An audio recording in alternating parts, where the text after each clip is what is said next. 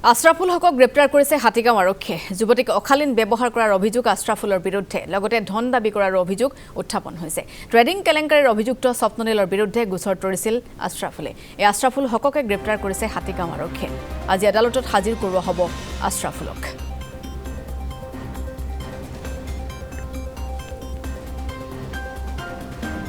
আমি আকৌ জনাইছোঁ, আশৰাফুল হকক হাতীগাঁও আৰক্ষীয়ে গ্ৰেপ্তাৰ কৰিছে। আজি আদালতত হাজিৰ কৰোৱা হ'ব।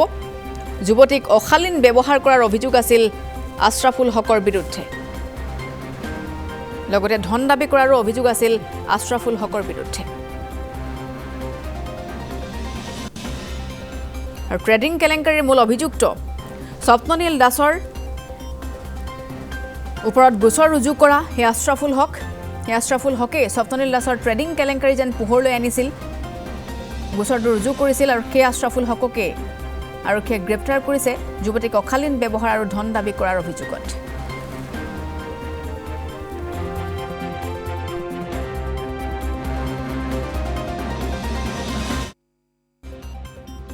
মই হাতীগাঁও চাহনগৰ নিবাসী কৃপা ষ্টেটত থাকোঁ।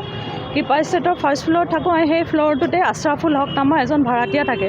সেই ভাড়াতীয়াই মোক ইমান টৰ্চাৰ কৰিছে, ঘৰৰ ভিতৰত আহি সি মোক ডাণ্ডা লৈ মাৰিবলৈ আহে, মোক ছেক্সুৱেল হাৰাছমেণ্ট কৰিছে। সি কয় কি তোৰ ৰুমলৈ আহ, পইচা দিম। বহুত বেয়া মন্তব্য কৰিছে আৰু অনবৰতে 4-5ডাল লাঠি লৈ সি মোক জানৰ ভাবুকি বাৰে বাৰে দি আছে।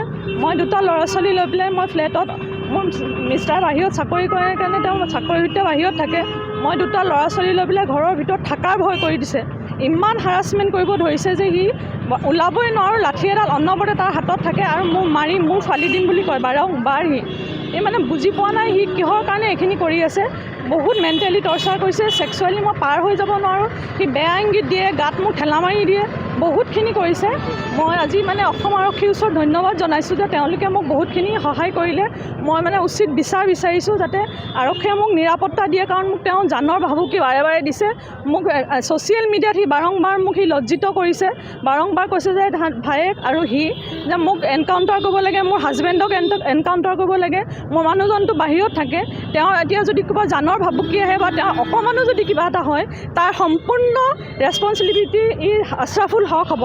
কাৰণ সি বাৰম্বাৰ কৈছে যে তোৰ মানুহটো এই ফ্লেটত সোমালে মই তাক বান্ধি লৈ মিডিয়াৰ আগত মাৰিম বুলি কৈছে। মিডিয়া আনি তাক মাৰি এডাল লাঠি ভাঙি গ'লে 4ডাল লাঠি উলিয়াম বুলি কৈছে।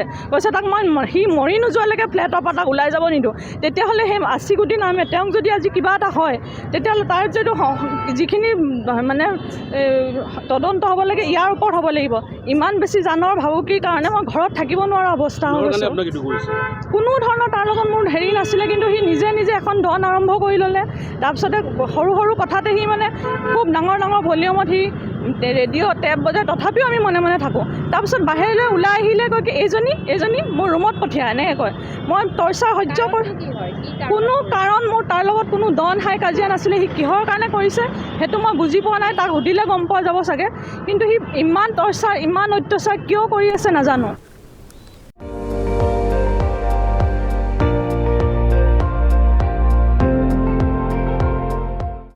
আপুনি চাই আছে ND24, সৰ্বশ্ৰেষ্ঠ নহয় সৰ্বোত্তমৰ দৌৰ।